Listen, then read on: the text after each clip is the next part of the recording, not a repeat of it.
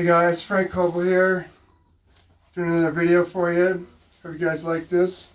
Let me set this down for a minute.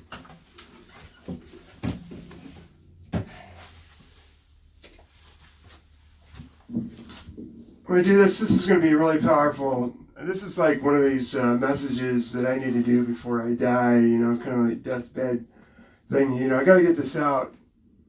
Anyway, you're going to really like this. I was talking at a treatment center, supposed to talk, and I asked my friend, I got to talk for an hour. He says, well, why don't you talk about your resentments? You get a lot of resentments. He's like, psh. I mean, a lot of people, we have resentments. We have things that we hold on to. Kind of like an antique collector, like a resentment collector. Anyway, I thought about making my own line of breath mints for people that have resentments. They're called resentments. They're curiously strong, they're long-lasting, and they have a bitter aftertaste. And they're shaped like hearts, like broken hearts.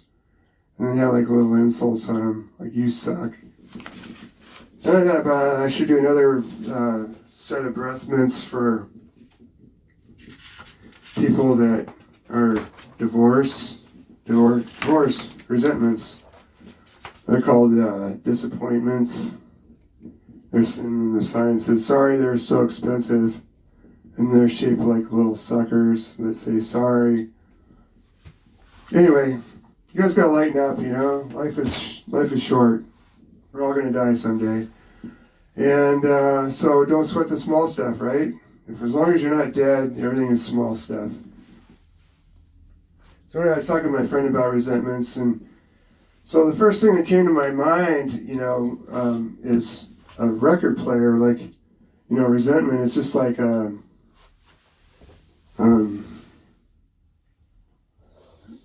broken record. So I started drawing this record out, and any of you guys that don't know what a record is, here's one right here for all you kids that grew up in the millennials and all that kind of stuff. It's a record player. And so, anyway, the record's got this thing in the middle and a little dot. And usually it wasn't a broken record. What would happen was you get a little nick on the end, and then it would repeat. And then I started drawing this out, and I'm drawing out, there's these lines in between the songs. Let's try and get one more in here.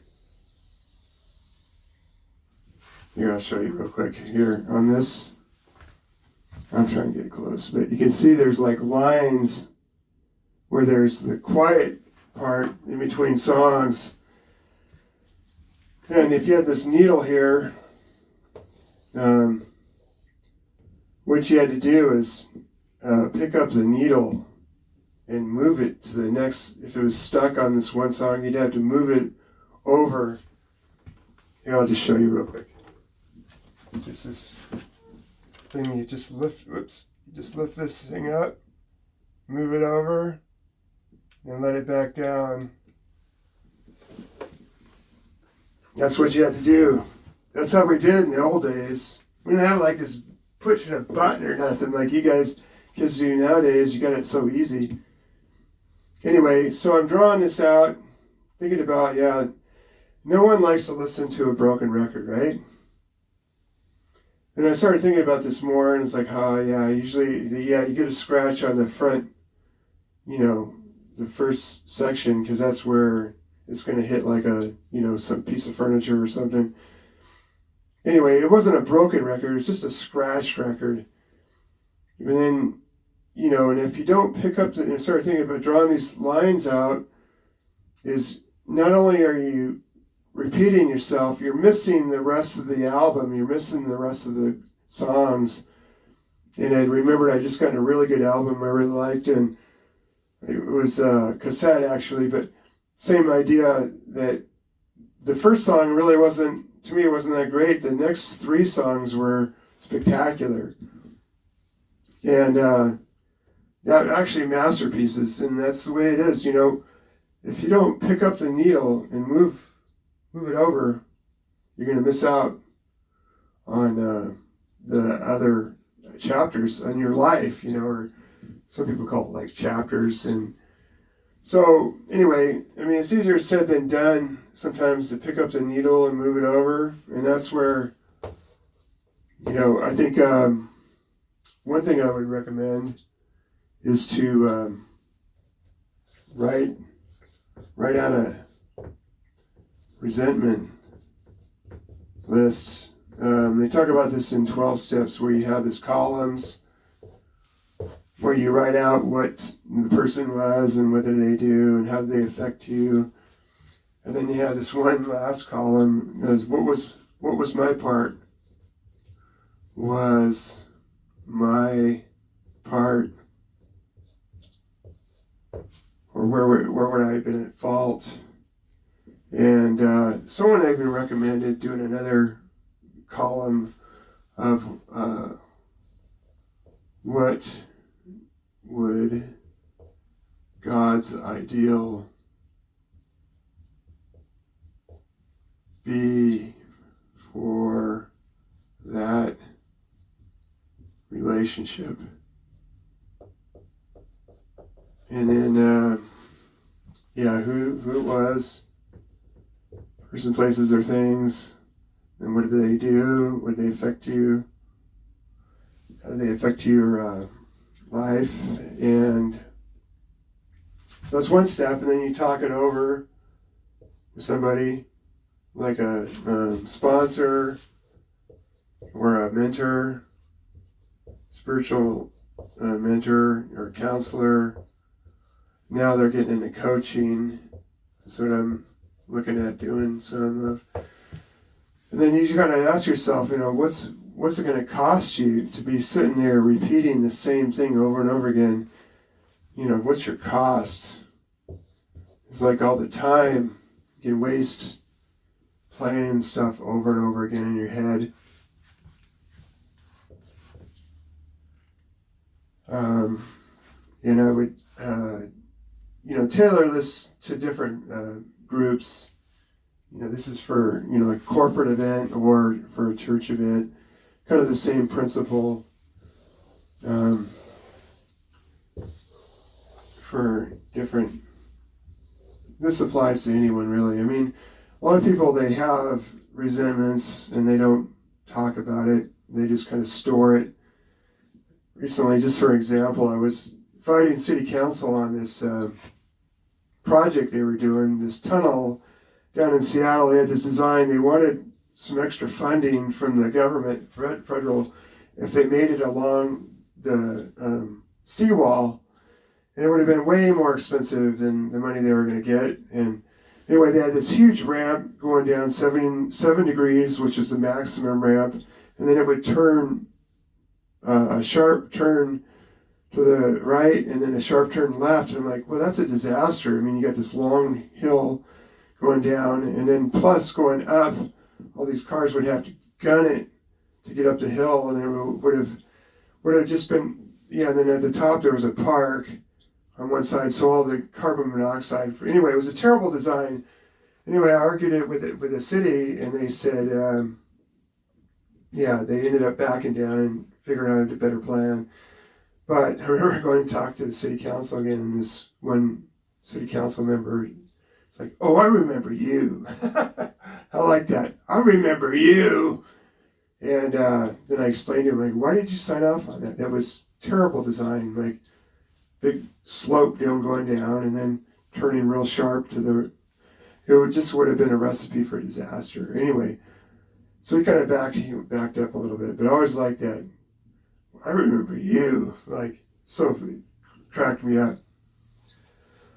Anyway, so I hope that helps you guys. We're kind of living in a hostile time right now, and it's just good to just take care of your own inventory, your own resentments, not worry about politics. I mean, I will say one thing.